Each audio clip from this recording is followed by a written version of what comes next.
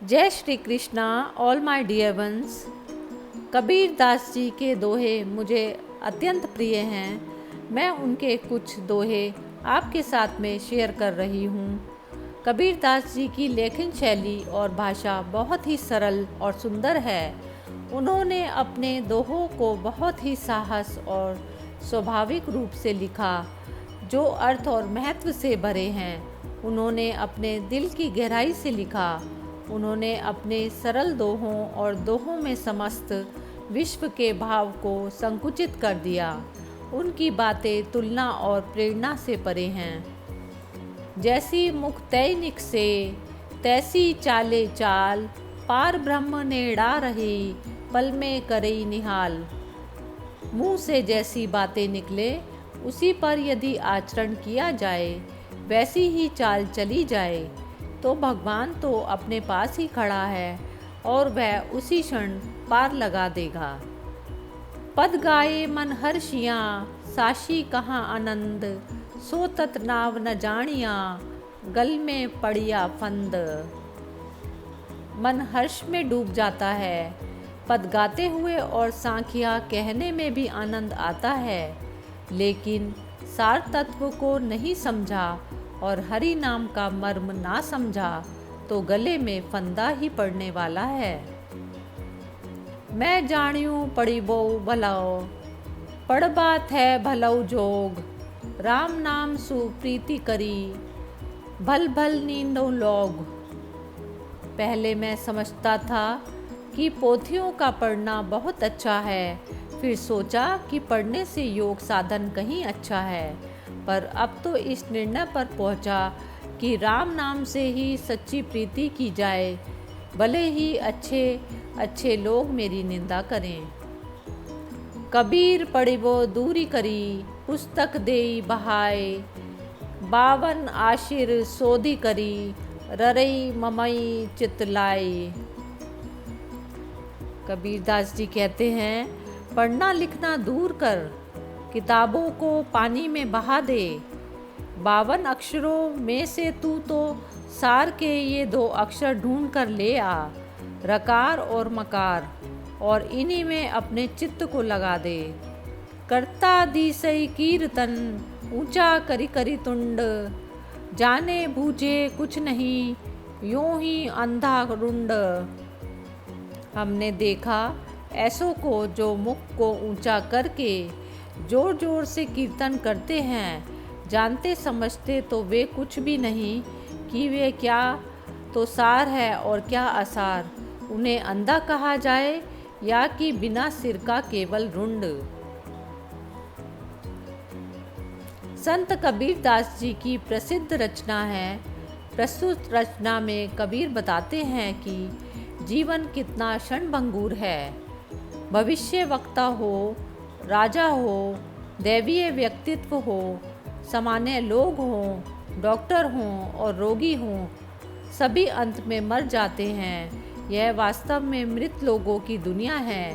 परम सत्य सर्वव्यापी और शाश्वत परमात्मा है और ब्रह्मांड में और कुछ भी वास्तविक नहीं है। साधो ये मुर्दों का गांव, पीर मरे पैगंबर मरी हैं जिंदा जोगी, राजा मेरी है प्रजा मरी है बुरी और योगी। साधो ये मुर्दों का गांव, चंदा मरी हैं, सूरज मरी हैं धरानी आकाशा, भाई भुवन के चौधरी मरी हैं इन्हों की आशा। साधो ये मुर्दों का गांव, 9 मरी हैं 10 मरी हैं सहज 88, 33 कोटि देवता मरी हैं बड़ी काल की बाजी।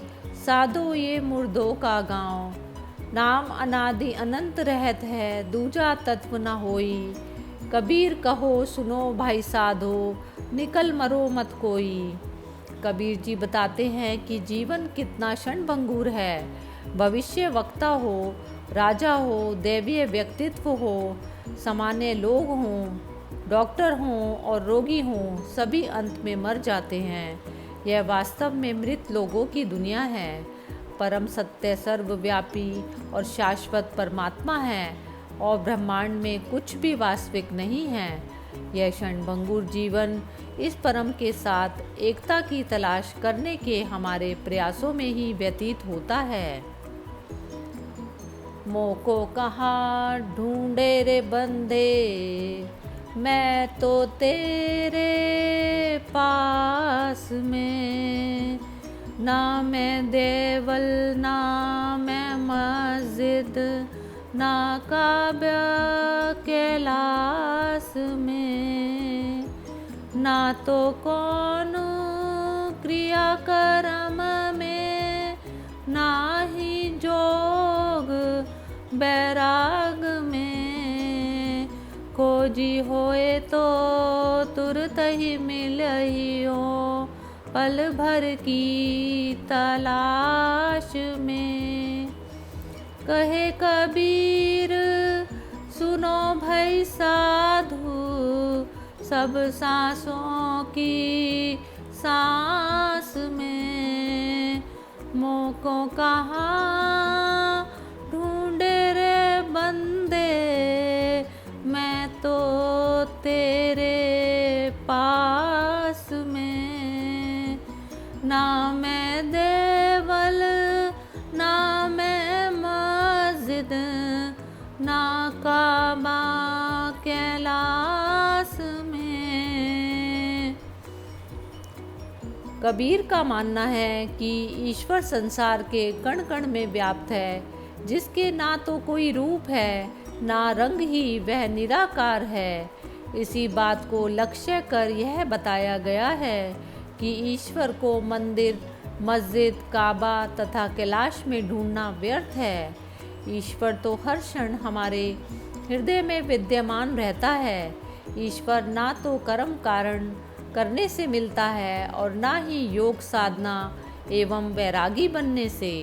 ईश्वर को प्राप्त करने के लिए तो तीव्र आंतरिक ललक और सच्चा दिल का होना अनिवार्य बताया है। कबीर के कहने का अभिप्राय यह है कि ईश्वर प्रेम का भूखा होता है। जब कोई व्यक्ति प्रेम पूर्व सच्चे दिल से उसे खोजता है तो वह तत्क्षण मिल जाता है। ईश्वर तो मनुष्य की हर सांस में रहता है। कबीर दास जी ने समाज में एक नई धारा अर्थात प्रेम की धारा प्रवाह किया। समाज में व्याप्त अंधविश्वास, पाखंड, मूर्ति पूजा का उन्होंने खंडन किया। धर्म के नाम पर हिंसा व पशु बलि का विरोध किया। कबीर ने मनुष्य के ज्ञान व कर्म को ही महान बताया। वे अपने युग के महान दार्शनिक थे। उनके लिखे दोहे आधुनिक युग में भी प्रासंगिक हैं। जय श्री कृष्णा।